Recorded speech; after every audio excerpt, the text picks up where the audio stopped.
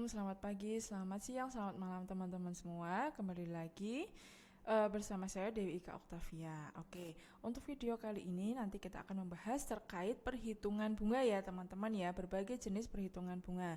Di mana di dalam penjualan angsuran itu terdapat 3 perhitungan bunga. Yang pertama bunga berdasarkan pokok pinjaman, yang kedua bunga berdasarkan sisa pinjaman, dan yang terakhir adalah bunga anuitas gitu ya teman-teman ya.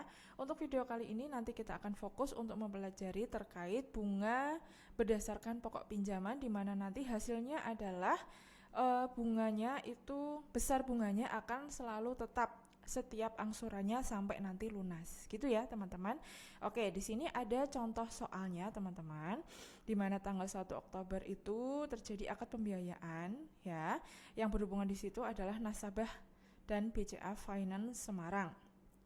Kemudian nasabah itu membeli mobil Toyota seharga 180 juta. Jadi harganya adalah 180 juta dan memilih BCA Finance sebagai lembaga pembiayaannya. Kemudian untuk membeli 180 juta itu dia DP 60 juta. Gitu ya. Kemudian sisanya diangsur selama 1 tahun. Dalam waktu 1 tahun ya teman-teman ya. Berarti dalam 1 tahun itu 1 tahun ke depan itu lunas gitu ya.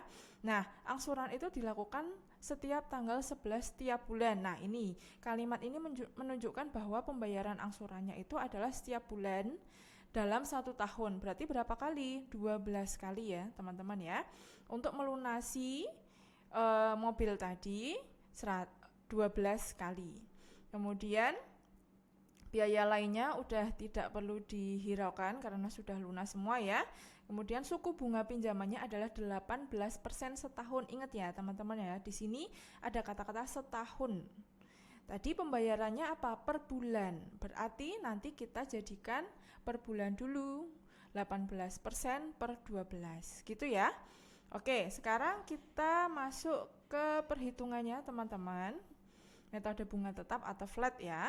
Yang tadi metode bunganya itu berdasarkan pokok pinjaman. Oke, di sini tadi kan ada 12 kali ya, selama 12 kali sampai lunas. Nah, caranya adalah teman-teman itu isi kolom dari kiri dulu teman-teman. Kolom dari kiri yaitu dari angsuran pokok pinjaman. Nah, sebelum ngisi kolom tersebut kita harus tentukan pokok pinjamannya berapa dulu. Nah, di soal tadi untuk membeli mobil seharga 180 juta itu DP-nya adalah 60 juta. Berarti pokok pinjamannya adalah 120 juta ya teman-teman ya. Pokok pinjaman itu adalah besarnya uang yang harus kita bayar gitu ya. 120 juta itu adalah besarnya uang yang harus kita angsur sampai lunas. Oke. Nah, sekarang kita masuk ke kolom angsuran pokok pinjaman, di mana cara ngisinya di sini adalah ini sudah saya buat 12 kali ya, teman-teman ya. Kemudian kita ngisi di sini, caranya adalah pokok pinjamannya berapa tadi? 120 juta. 120 juta dibagi dengan 12 kali angsuran. Oke. Jadi di sini jumlahnya sama terus 10 juta sampai 120 juta. Kemudian ini belum bunganya ya. Kemudian kita menghitung bunganya. Cara menghitung bunganya gimana? Karena tadi suku bunganya adalah 18% setahun. Berarti caranya adalah pokok pinjamannya tadi dikali dengan 18% per 12. Jadi bunganya itu dibulankan dulu. Atau bisa juga pakai cara lain, 18% per 12 dulu berapa? 1,5% gitu kan. Kemudian 1,5% itu baru dikali dengan pokok pinjaman.